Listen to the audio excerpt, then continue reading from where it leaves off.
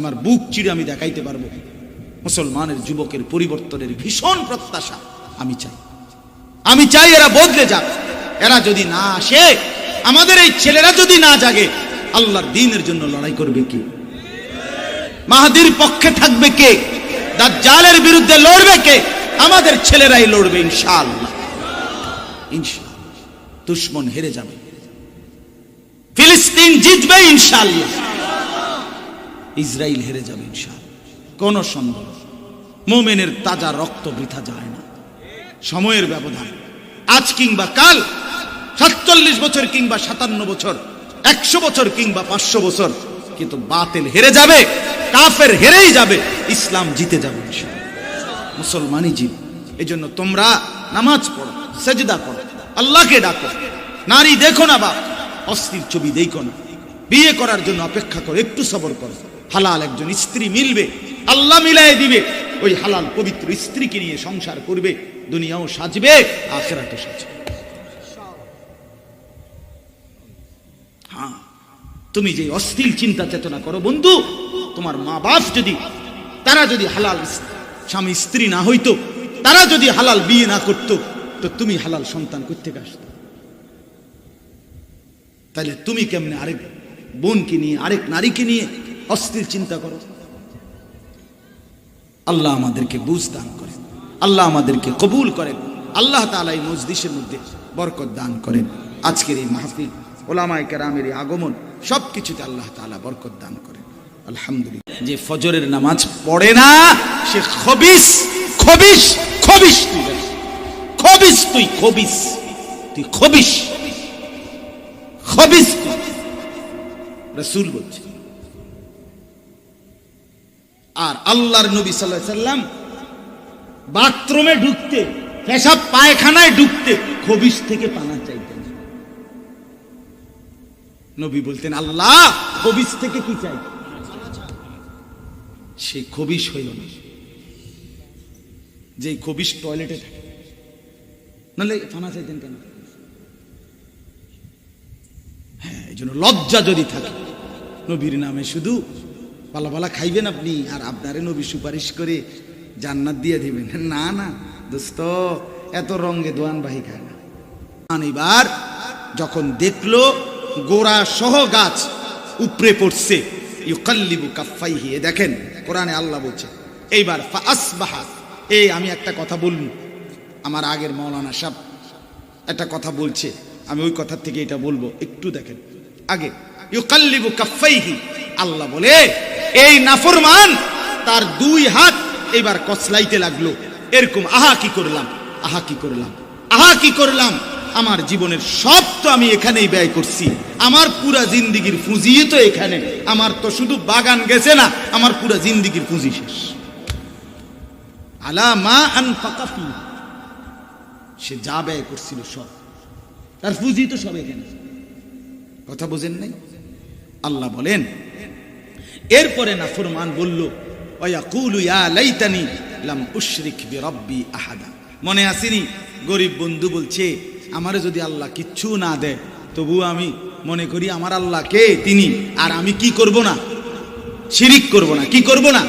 আর এই নাফরমান হাত কসলাইতে কসলাইতে আল্লাহ বলতেছে, আফসুস করে বলতে লাগলো, আহারে আহারে কপাল, আমি কি করলাম, আমি কি করলাম, আমাকে তো আল্লাহ সব দিছিল, আমি যদি লাম উশরিক বিরাব্বি আহাদা, আমি যদি আমার আল্লাহর সাথে শরীক না করি, আমি কেন শিরিক করলাম, আজ তো আমার সব শেষ।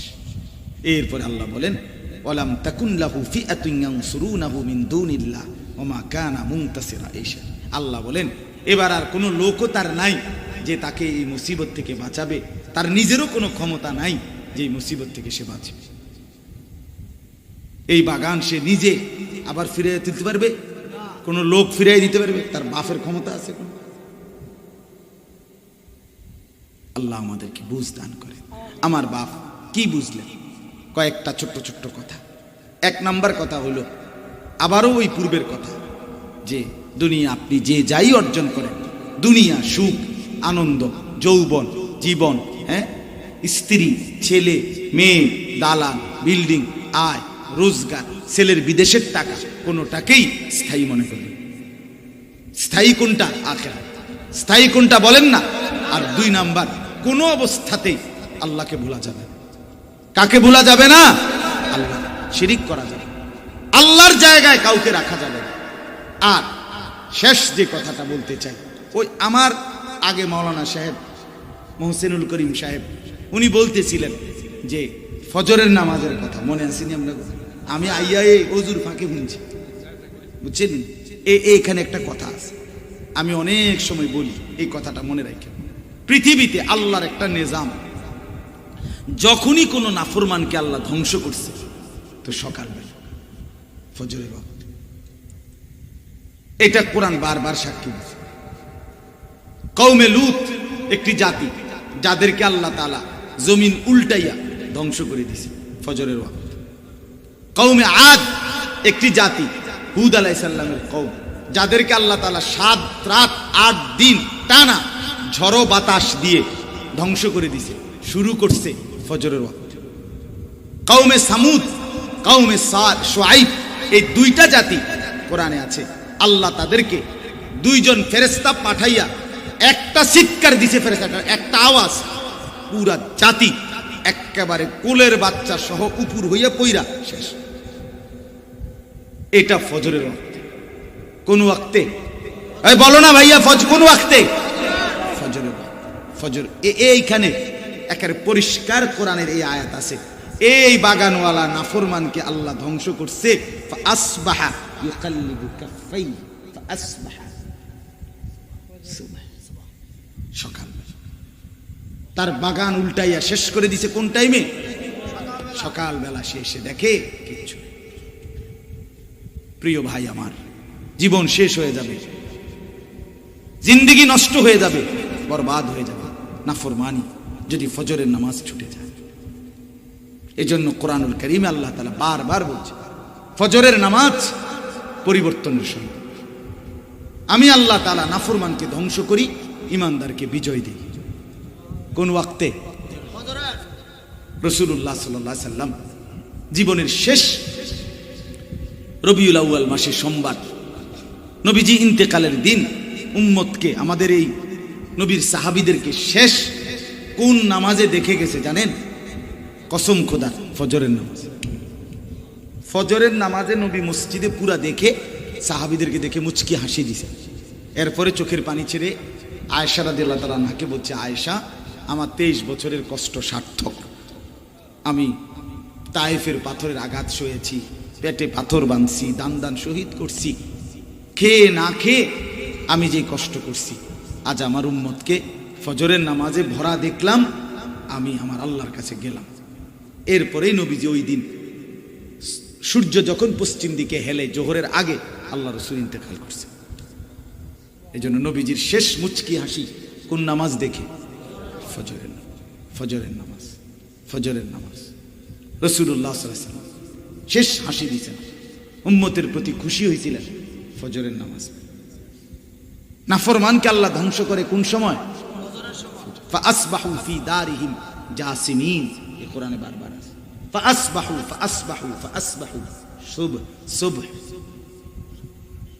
কোরআনে আছে অশ্বরোহী ঘোড়া দুশমনের উপরে আক্রমণ করে সকাল।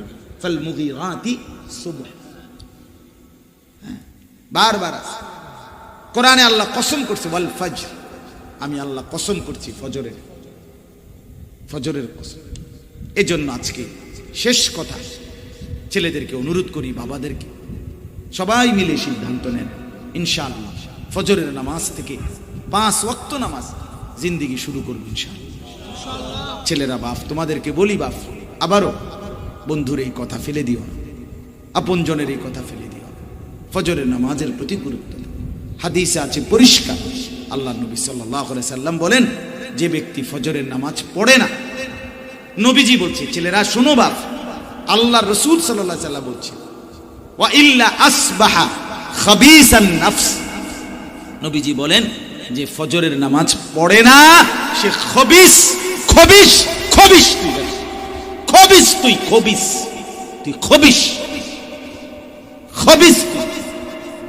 রাসূল বলছে।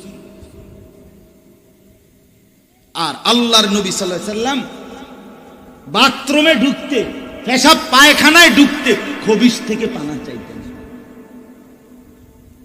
নবী বলতেন, আল্লাহ খবিশ থেকে কি চাই?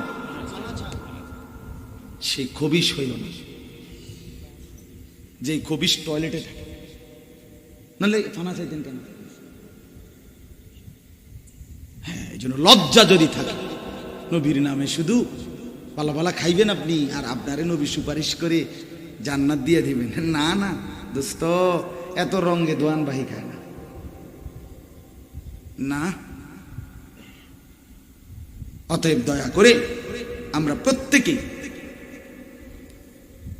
ফিকির করি, প্রত্যেকে। আল্লাহ তাআলা আমাদের প্রত্যেককে তৌফিক দান করেন।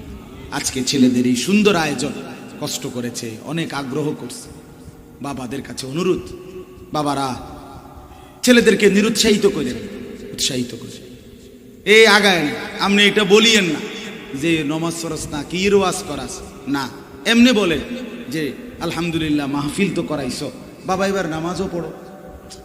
বলারও তো ঢং আছে, ঠিকই না? বলেন না কেন? আমি এতগুলো কথা এতক্ষণ বলছি এই উদ্দেশ্যে না যে আমি তাদের সাথে দুশ্মনী রাখি, খোদার কসমে না, আমার বুক চিরে আমি দেখাইতে পারবো। মুসলমানের যুবকের পরিবর্তনের ভীষণ প্রত্যাশা আমি চাই এরা বদলে যাক। এরা যদি না আসে, আমাদের এই ছেলেরা যদি না জাগে, আল্লাহর দ্বীনের জন্য লড়াই করবে কে? মাহদীর পক্ষে থাকবে কে? দাজ্জালের বিরুদ্ধে লড়বে কে? আমাদের ছেলেরাই লড়বে ইনশাআল্লাহ। ইনশাআল্লাহ দুশমন হেরে যাবে, ফিলিস্তিন জিতবে ইনশাআল্লাহ, ইসরায়েল হেরে যাবে ইনশাআল্লাহ, কোন সন্দেহ। মুমিনের তাজা রক্ত বৃথা যায় না। সময়ের ব্যবধান, আজ কিংবা কাল, 47 বছর কিংবা 57 বছর, 100 বছর কিংবা 500 বছর, কিন্তু বাতিল হেরে যাবে, কাফের হেরেই যাবে, ইসলাম জিতে যাবে ইনশাআল্লাহ, মুসলমানই জিতবে।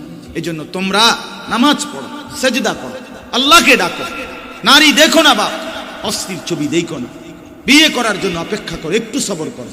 হালাল একজন স্ত্রী মিলবে, আল্লাহ মিলাই দিবে, ওই হালাল পবিত্র স্ত্রীকে নিয়ে সংসার করবে, দুনিয়াও সাজবে, আখিরাতও সাজবে। হ্যাঁ, তুমি যে অস্থির চিন্তা চেতনা করো বন্ধু, তোমার মা বাপ যদি, তারা যদি হালাল স্বামী স্ত্রী না হইতো, তারা যদি হালাল বিয়ে না করতো, তো তুমি হালাল সন্তান কোত্থেকে আসতো? তাহলে তুমি কেমনে আরেক বোনকে নিয়ে, আরেক নারীকে নিয়ে অস্থির চিন্তা করো? আল্লাহ আমাদেরকে বুঝ দান করেন, আল্লাহ আমাদেরকে কবুল করেন, আল্লাহ তাআলা এই মজলিসের মধ্যে বরকত দান করেন। আজকের এই মাহফিল, ওলামায়ে কেরামের এই আগমন, সবকিছুতে আল্লাহ তাআলা বরকত দান করেন। আলহামদুলিল্লাহ।